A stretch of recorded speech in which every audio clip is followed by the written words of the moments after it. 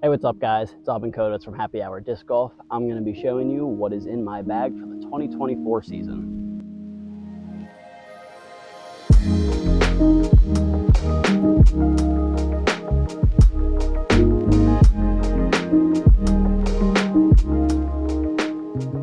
So first things first, I have my putting putters right here. At the moment, my go-to is my PA3 in the new 300 fractal plastic. This guy just came out at the beginning of, or I think like the middle of April. Extremely grippy, loves to catch chains, does get beat in quite easily, but I do love the way this guy is feeling right now. Next up, I have my Archer 4 PA3. This guy is in 300 firm. While I'm usually opting for that fractal one, this guy's just a touch more overstable, so if I'm putting into a headwind or just need to get around some trees a little bit more, I'm reaching into my bag for this guy right here. And then the last putting putter I have is my 300 soft PA3. I've had this guy longer than any of those ones right here. I've nicknamed this one Lumpy, as he is a little on the non-flat side. I'll usually find myself throwing this guy whenever it's a death putter, if I need a big scuba or something along those lines that I just not going for the basket, but it's just giving it a run towards it. All right, moving along, we have my my throwing putters over here. Let me get them out.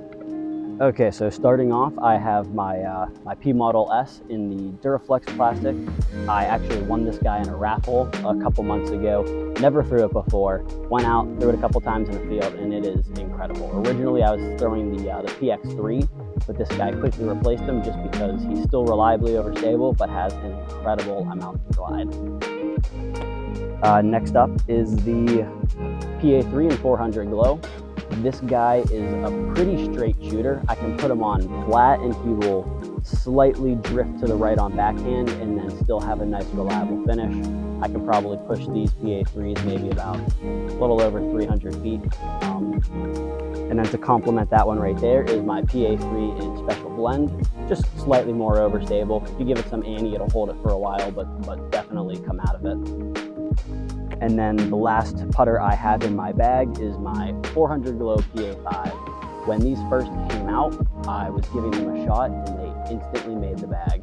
Being a part of Western PA Disc Golf, sometimes it's not about distance and it's just about getting through the trees in the woods, and this guy can do that way better than any other disc in my bag right now.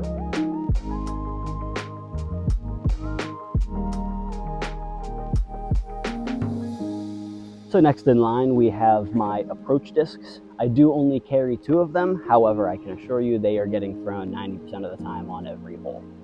First off, I have my 300 soft A5. This guy started off relatively stable, but as I have completely beat it in and it's been getting a little on the warp side as well, he has become an incredibly straight shooter. I will be forehanding this guy about 95% of the time. I'm never really backhanding him, but I can forehand him on a little bit of hyzer. He'll pick right up and just keep on going with a very slow finish towards the end.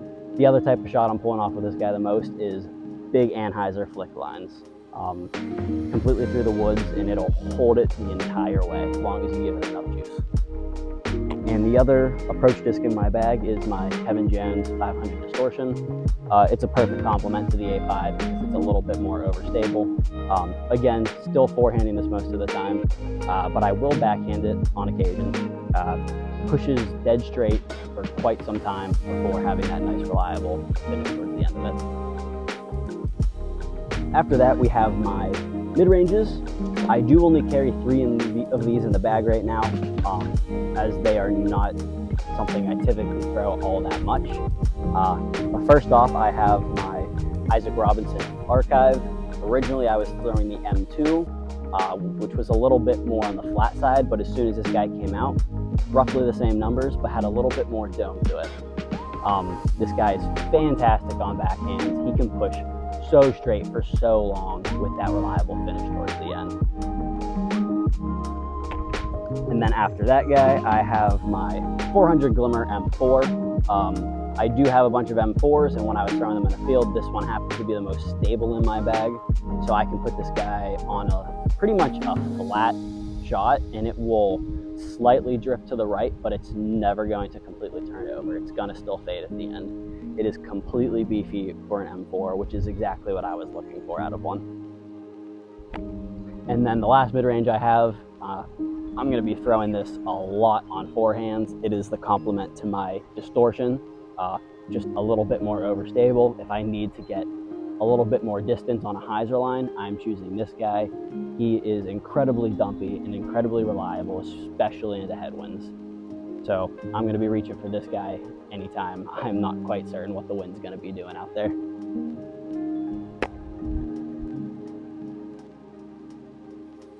All right, next in my bag, we have the fairways. So just going down the line, this is my 400G F7. This guy I'm not really using all too often. He's more so a get out of jail card. There are a lot of heavily wooded courses where I live with a lot of thorn bushes. So when you find yourself in an awkward area where you can't really get a lot of movement, I like to pull this guy out and just give him a little bit of a flick, and he will completely flip up and get some good amount of turn without having to put that much effort into it, and it works fantastic for those kind of shots. After that, I have my 500 Spectrum F1. This guy I would probably be throwing right around 300 to 400 feet.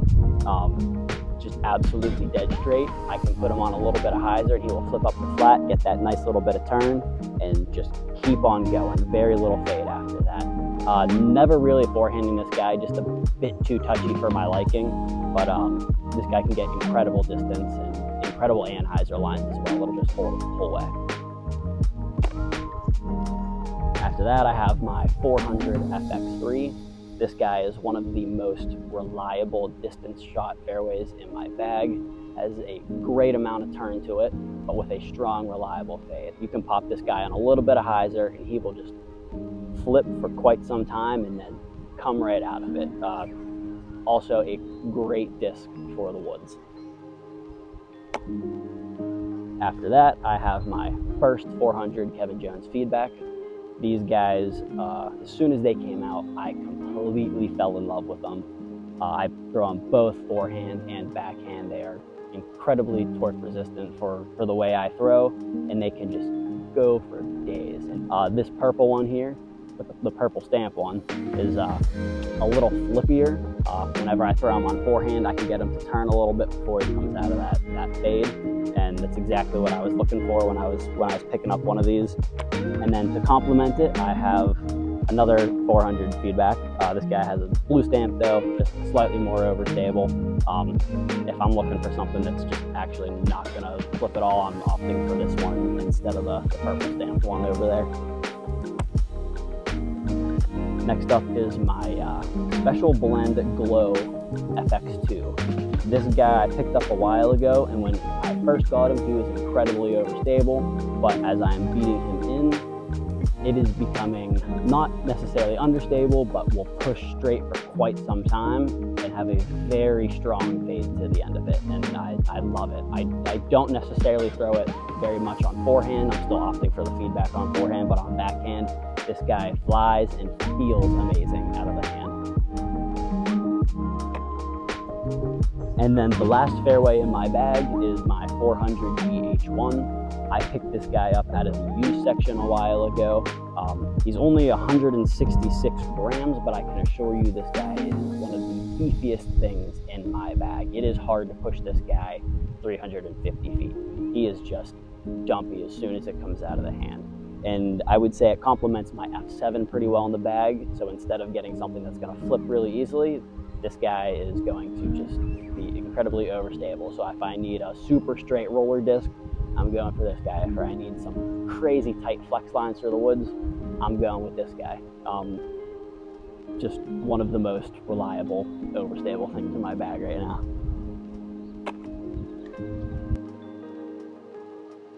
So last but certainly not least are the drivers in my bag. Going down the line, I have a 400 D1. I also happen to pick this guy up from the used section. He is 172 grams, so when I bought him, I was like, oh, another beefy D1 to throw with a nice bit of dome to it. Took him out to a field. Absolutely not the case. This is one of the flippiest D1s I have in all of my collection. I can throw him flat and he would pretty much turn into a roller. So this guy is a max distance driver here for me, especially if there's no wind. That's when it gets tricky. But you can put this guy in a little bit of hyzer, give him some height, and he will push. I'm typically throwing just below 500 feet with my max distance shots, and this guy would be one of those for that. Next up is, well, to be honest, I don't know what this is. I also picked this up out of a used bin. It is a prototype of some sort, but I took him out to the field and he flies very similar to that orange D1 I just showed you. Not as dumpy, but he's certainly getting beat into it. This is currently my max distance driver right here, with the orange one being close enough, but still working with this guy on getting to know exactly what he does. But so far I've been absolutely loving it in those completely open shots that we rarely have out here in PA.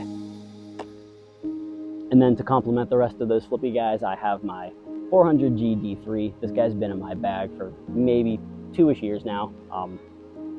This guy has a little bit of dome to the side and then flattens off pretty well at the top, and that's exactly what I'm looking for on these nice flippy drivers that I flick a lot of the times. I can put this guy in a little bit of hyzer, make sure that nose angle is down. He'll pick up, have a crazy turn to the left, and crash back down, and I can probably push him right around 425, I'd say, right now, comfortably. After that is my D2 Pro in 400 plastic. I recently picked this guy up from an event I just ran not too long ago. I lost 2 of these previously, so this was a fantastic opportunity to put a new one in the bag. It is only 170 grams, so while they're typically more overstable than a D2, this guy has a little bit of turn to it when I backhand or forehand him, but a very strong fade towards the end. And he is really flat, so it is something I love feeling out of the hand when I'm forehanding him. And to follow up with my more stable guys, I just put this guy in the bag. It is a 400 D1. I own a couple of these, and I took them out to a field not that long ago and was giving them some tosses, and this one was the most overstable out of them. It's unfortunate that it's green because I tried not to throw too much green, but it is reliably overstable. I took it out to a league not that long ago with a limited bag, and this guy was a workhorse. It was an open course with a lot of wind, and he was getting me exactly where I needed to be. Can't get crazy distance on him because of how overstable he is, but he will get you exactly where you're trying to land.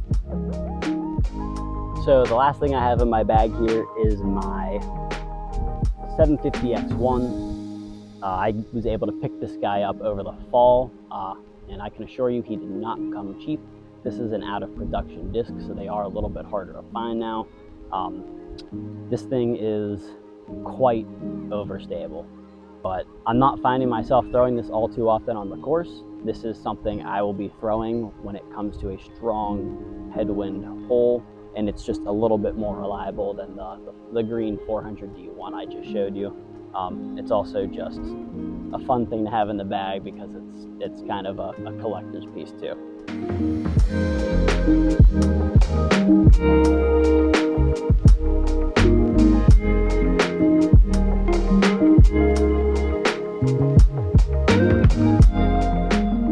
Thanks for tuning in today, guys. That is everything I have in my bag for you. I would like to have a huge shout out for my sponsors, both Prodigy Discs and Camber Disc Golf Company. Go give them a check. They make and sell both fantastic plastic circles. Well, thanks for watching, guys, and I'll see you next time.